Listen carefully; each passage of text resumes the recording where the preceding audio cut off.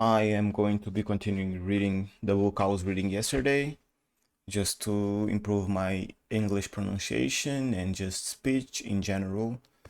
The book, if you don't know, it's Death of Ivan Ilyich by Lev Tolstoy. Just a recap. Yesterday I just read a little bit. So basically, Ivan Ilyich died, and his colleagues or co-workers, whatever, went to his house to pay respects to his wife. And one of the co-workers, I think it was Fedor Petrovich, something like that, had a Piotr Ivanovich, had a conversation with Ivan's wife, the deceased guy's wife. So, in the dining room, with the clock that Ivan Ilyich had prided himself on having acquired in an antique shop, Piotr Ivanovich came across a priest and a number of people here that he knew here for the funeral. And he saw a pretty young lady whom he also knew, Ivan Ilyitch's daughter. She was all in black.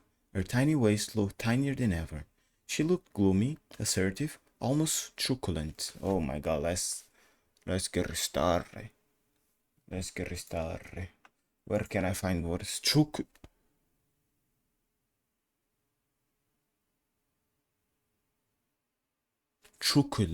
What does truculent mean? Truculent means being aggressively self-assertive, belligerent, or quick to argue. Oh, that's me literally. Truculent. Truculent. Oh, I would like to listen to this on my speakers. Truculent. Truculent. This is the okay. Truculent. Truculent. Assertive and almost truculent. She bowed to Piotr Ivanovich in a way that suggested he was to blame for something. Behind the daughter stood a wealthy young man, also known to Peter Ivanovich, who looked no less offended. Also known to Peter Ivanovich, who looked no less offended. He was an examining magistrate, her fiancé, by all accounts. Okay. Peter Ivanovich gave a gloomy bow in their direction and was about to walk through into the dead man's room when Ivan Ilyich, schoolboy's son, wait, I'm not understanding this sentence structure, honestly. Was our fiancé by all accounts. Peter Ivanovich gave a gloomy bow in their direction and was about to walk into the dead man's room when Ivan Ilyitch's schoolboy son, the image of his father, appeared from behind the stairwell. This was the little Ivan Ilyich that Peter Ivanovich remembered from Moscow. His tear. Oh my god, this is. Sometimes some sentence structures make me actually. But I think this is not an easy book to read, and like to me, I can read it without like if I read it out loud, it makes it that much difficult to understand the sentences. Because if I go like Peter Ivanovich gave a gloomy bow in their direction and was about to walk into the dining room and schoolboy son, the image of his father appeared behind himself. See, but that doesn't achieve the goal I'm after here, which is having a better pronunciation of English, you know. And I look crazy. I'm gonna get a haircut today. I look crazy. I know. I look crazy. I'm gonna get a haircut today. Anyways, bound duration. So let's try this sentence again. Peter Ivanovich gave a gloomy bow in their direction and was about to walk through into the dead man's room when Ivan Ilyitch's schoolboy son, the image of his father, appeared from behind the stairwell. This was the little Ivan Ilyich that Peter Ivanovich remembered from law school. His tear-filled eyes were those of a 12 or 13-year-old boy who has lost his innocence. Seeing Peter Ivanovich, he looked embarrassed and scowled morosely. Two words in a row that I don't know. Scowled by Context, I think I can get it. Wrinkle your brows and make an angry, annoyed, or sullen face expression, like going, like this. And morosely. More. Now let me just see how you pronounce. Scowled. Scowled. And more loosely, like this.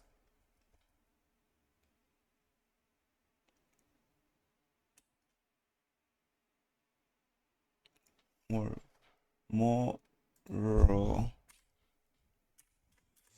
I think I might be, I don't know. I might be stupid. Morosely means something is sad, gloomy, sullen, or the grumpy way. Scowled morosely.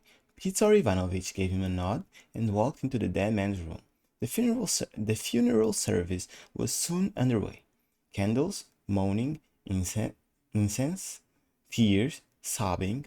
Peter Ivanovich stood there with a frown on his face, staring at the legs of those in front of him. Not once did he look at the dead man or succumb to any feelings of weakness. He was one of the first to leave. There was no one in the hall. Gerazim,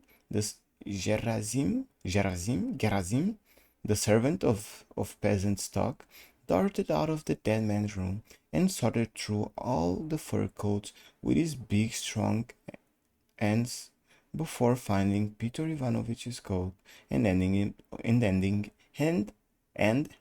it over. Gerasim, how are you feeling, my boy? Said Peter Ivanovich, who had to say something. A bit sad? 'Tis God's will, sir. 'Twill come to us all, said Gerasim, displaying an even white row of peasants' teeth. Oh, an even white row of peasants' teeth. And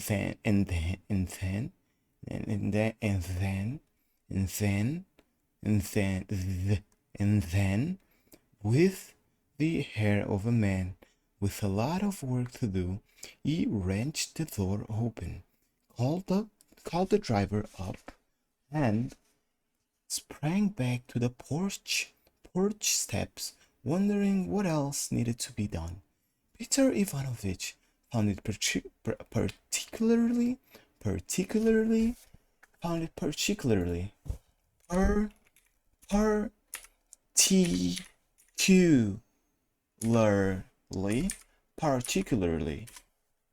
Particularly. Okay, this is British. But still, particularly found particularly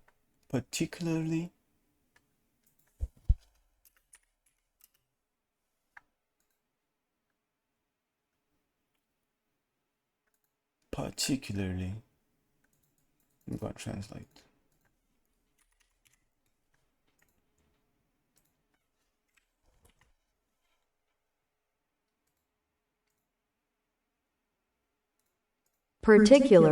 Particularly.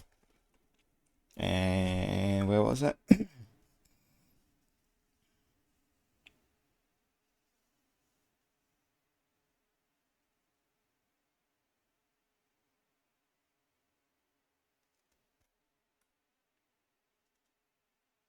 Where was I? Peter Ivanovich found it particularly pleasant to inhale the fresh air after the incense, the corpse and carbolic. Where to, sir? Asked the coachman. It's still quite early. I think I'll drop in on Fyodor Vasilievich, and that's where he went. And there they were. Sure enough, finishing the first rubber. It was just in time to make up a fifth. The past history of Ivan Ilych's life had been straightforward, ordinary, and dreadful in the extreme, extreme, extreme, in the extreme, in the extreme, extreme. Ivan Ilyich had died at 45, a member of the Court of Justice. He was the son of an official who had worked his way through various ministries and departments in Petersburg, carving out the kind of career which brings people to a position from which, despite their obvious incapacity for doing. Oh, sorry. I got ahead of myself. This is second chapter. I'm gonna read this back because I was kind of enjoying how it sounded.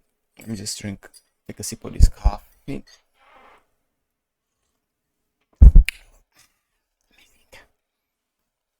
The past history of Ivan Ilyich's life had been straightforward, ordinary, and dreadful in the extreme. Ivan Ilyich had died at 45, a member of the Court of Justice.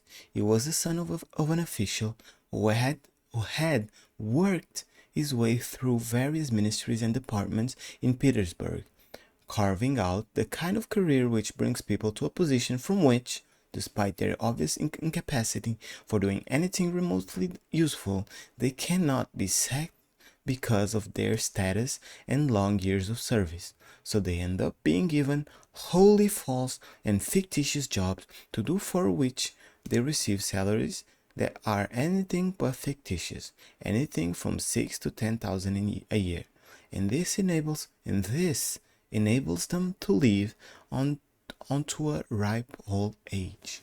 Such man was Ilya Yefimovich Golovin. Wow, these names are actually pissing me off.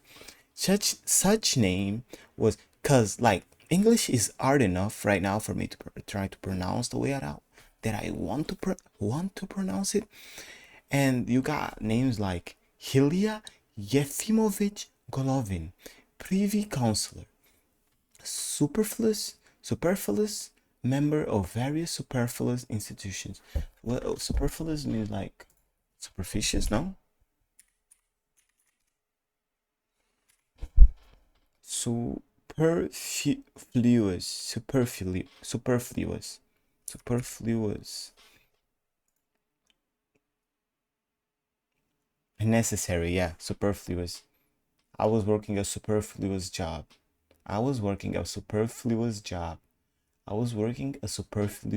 I'm just saying it just because I might use this one day because this is what I'm doing. No, it wasn't that superfluous. It had superfluous bits to it, but it actually kind of meant a little bit. Superfluous. Okay.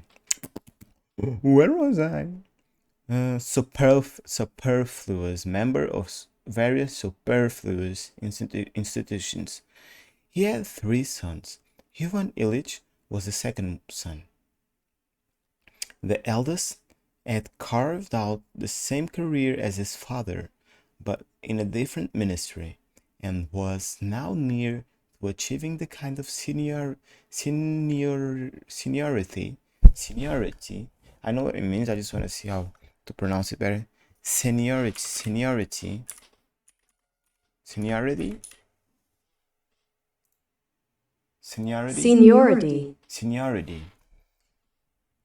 This the kind of seniority that confers sinecure status. Sinecure.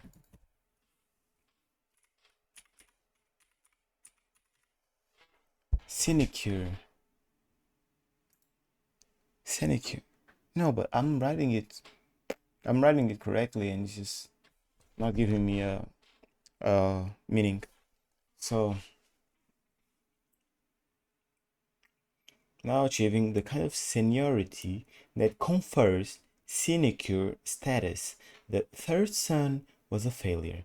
He had gone through a series of jobs, ruining his prospects in all of them, and he now worked for railways.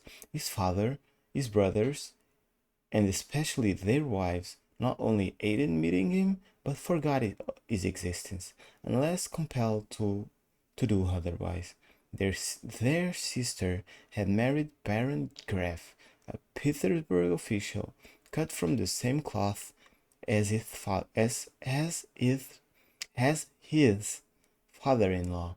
Ivan Ilyich was what they called le phoenix de la famille.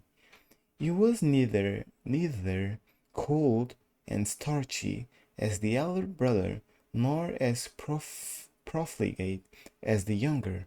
He was halfway between an intelligent, lively, personable, and decent man. He attended law school along with his younger brother. The younger brother didn't finish the course. He was expelled in the 5th grade, whereas Ivan Ilyich passed with honors. As a student, he was already the kind of person he remained for the rest of his life. A capable man, cheerful and sociable, and convinced of the need to follow a path of duty. Duty being anything so designated by higher authority. Boy and man, he had avoided toadism. But from his earliest years, toadism.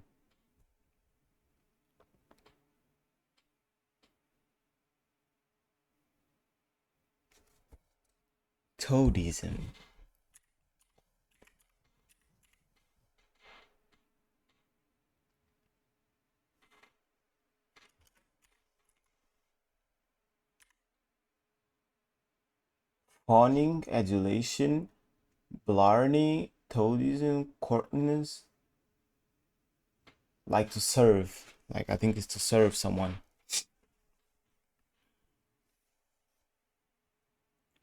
So boy and man, he had avoided toadism, but from his earliest years he was like a moth to the flame, being drawn towards people in authority. He assumed their mannerisms along with their philosophy of life, and he was on good terms with them.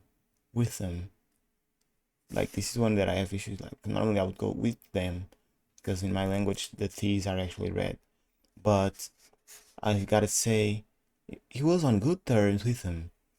All the distractions of childhood and youth had passed him by, leaving scarcely a trace.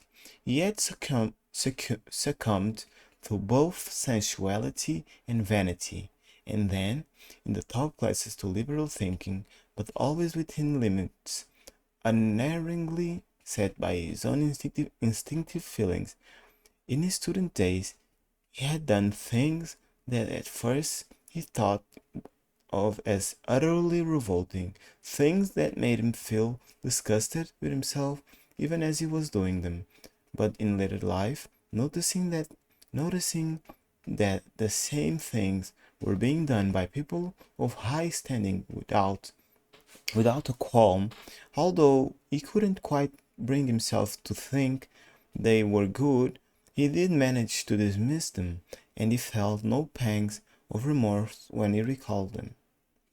When he graduated from law school, qualifying for the 10th grade of the civil service, and received enough money from his father to buy his basic necessities, Ivan Ilyich ordered a new set of clothes from Charmers, hung a medallion on his watch chain, inscribed with the words Respice Finum, said goodbye. That was Latin. I don't know what that was actually. Said goodbye to the prince and the principal, dined at Don Dinon's with his friend, and set off one of the provinces with his fashionable luggage, linen clothes, shaving tackle, toiletries, and traveling rug, all ordered up and purchased from the very best shops, to take up a position arranged for him by his father as a special assistant to the governor. This is it for today. Kind of rough. This book is kind of rough to read out loud. I don't know, maybe I'm blaming the book, but it's actually me. I'm gonna keep reading it as long as I can follow the story. It's okay. So if you did, thanks for watching. If you didn't, thanks for not watching. This is it for today.